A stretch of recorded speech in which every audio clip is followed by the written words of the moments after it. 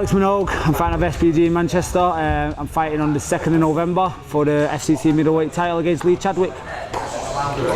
So my last fight was on FCC 7 against Des Parker, and it was, to be fair, it was dead easy. Bless Des, but he come in late, he come in light, and he tried his hardest, but it was quite an easy fight for me. I don't really think I got hit. He squeezed my head for a bit once, and then that's it. I think so the commentator said I teabagged him at one time, which I felt a bit sad. Imagine if someone said they teabagged you on camera and you showing it your mum. But no, thanks to Des for taking the fight. It was decent, but yeah, it was quite an easy fight for me. To be fair, I've had harder fights. Obviously a lot of respect for Des. I felt like I said I felt bad on him, but at least he'd fight, because like with that Jordan. He said he was injured because he had toothache, and he was training. He was getting tagged in training the day before the fight, and it's just not. If you want to go around your area pretending to be hard, I've said this until when you're a cage fighter, but don't actually have competitive fights. Fair enough, just don't book fights that are good. To me, it's just fucking rude, isn't it? But that's that. Well, I'm fighting Lee the Butcher Chadwick. Is he a butcher? Do we know what what's he work as? Is he not an actual butcher? All right. I just thought he might have been a butcher. No, he's a really good fighter, isn't he? He's won loads of decent fights. He's beat loads of decent opponents. He's from a legit gym. He trains with all my friends. We're not friends, but we train with all the same people. But obviously, I wouldn't take the fight if I didn't think I could win it, and that's what I'm going to do. He's got a good rank. To be fair, I feel sorry for him. He's got everything to lose, hasn't he? Because he's fighting. Everyone else above him signed up to some sort of thing, so he's just sort of there waiting to be noticed, and he's not been noticed. So he's trying to just get noticed. So gives guys like me an opportunity just to get ranked and get up there, and he's beatable as well. It's not. If he was amazing, I won't be booking in to fight him. If I watch videos of him and thought, fucking hell, this kid's nails. That's not how it is. The guy's beatable, so I'll just go and beat him.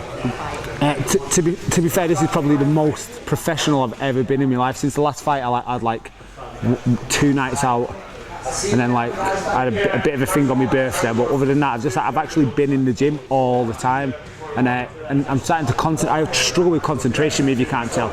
I just want to watch everyone else, and I can't do it. I've been like that since I was a kid, so I've always just toddled through. Like I've got like a 20-minute attention span, and but I've actually been okay. I'm like training me, concentration training. It's what we spent most of the time doing. It's dead hard to do. It might be alright for some, but I'm like a kid with ADHD. I just like now there's a fly there and I've seen it. I want to look at it and go, there's a fly. But that's just how I am. But everything's been going dead. It's the best camp I've ever had. I'm doing the best sparring I've ever had. I've been getting beat up off Matt Inman, been getting beat up off Aaron Wilkinson for years. I always have tough spars with like Dave Graham and all the other top pros down here, and I'm having them over in my middles as well. You know what I mean? And that's when I'm meant to be fucked. So I'm really happy about it. Everything's coming together.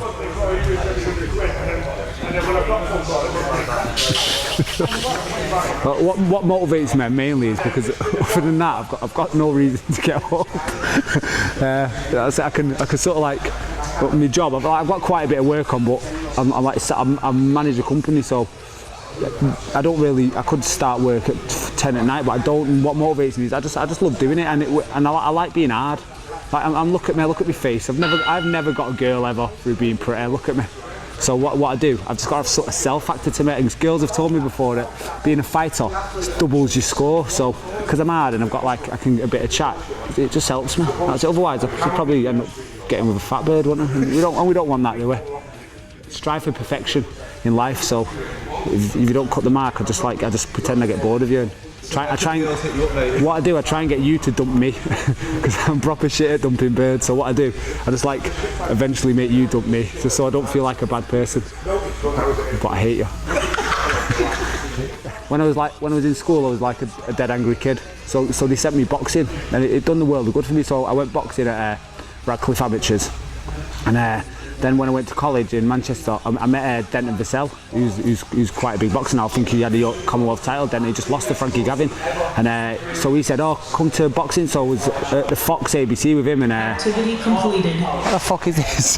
What the fuck is right? So I went to a boxing gym called the Fox with and me, him, and Anthony Croller. And Anthony Croller's like rank 6th in the world. We all trained together with all the other boys at the Fox, and I was terrible at boxing. I just used to get my head punched in all the time, and then. And but then I just was at a loose end, so I started being a doorman, and then I just met loads of guys who were going cage fighting sick. So I went down to Moss Side ground and pound and just got twatted once a week for a few years.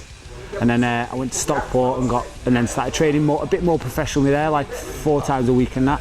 And it was going okay. And then I had a fight and thought, wow, that's not right. So then I quit my day job because I was dead fat at the time as well. I worked in an office. I was like 110 kilograms, and I thought, this isn't me. I was like typing and that, so I quit my day job and decided I was going to be a cage fighting doorman. And now I'm there, cage fighting doorman, sick, living the dream. That's it. Where do I see me in 3 years' time? It could be anywhere. Well, I'll always be round England because I've got a son and I can't leave him. Number one priority is being a dad, so I won't be far away. But I'll probably still be fighting just because I'm one of them people that I can't train for no apparent reason. Once you've had a fight, then suddenly you decide to just go into training mode. You're just going to fail at you. So I'll probably still be fighting. I'll probably be like a bit like Ross Poynton in 3 years' time, where you're just bobbing down fighting anyone for a bit of money, and that's how it is. Would you agree? I love Ross, but that's how it is, isn't it? I hope training's gone well. I hope you. I think he boxed the other day because we follow each other on Twitter, which is nice, isn't it? Yeah. He retweeted one of my things and all his little mates started giving me shit, bless him. But then I tweeted him back and they didn't want it. I'm all a fan of Twitter public Twitter beef.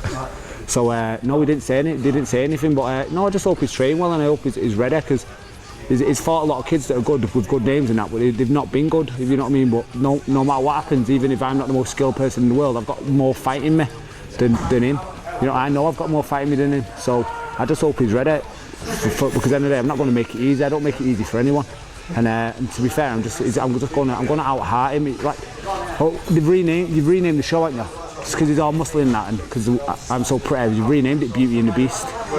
Did you know this? You didn't know? Well, it's been renamed Beauty and the Beast, but I'm the Beast Master, pal, the Beast Master, and I'm just going to. He can do what he wants. I'm just going to bitch him.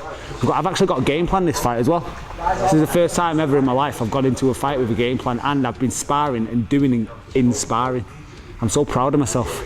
And I've been going down to elite boxing, and Carl and Alex Minogue have all been working together. So it's all.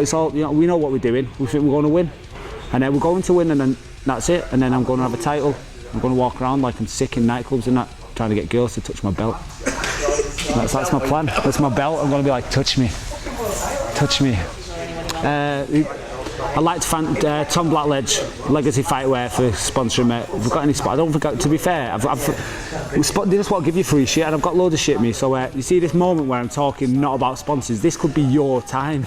Sponsor, this could be you I'm talking about now, but instead I'm going to talk about how I just want money. I think you should give me money, not protein. I can afford protein, but I like money. Money's better than protein and gloves. I need some new gloves actually, but I don't want them free. I'll buy them with the money you can give me right now. So come on, who else? I'd like to thank Daywalkers as well. Get down to Bolton on the 2nd of November. See me, Alex Minogue, fight the Butcher, the Beast, or whatever we're going to call him.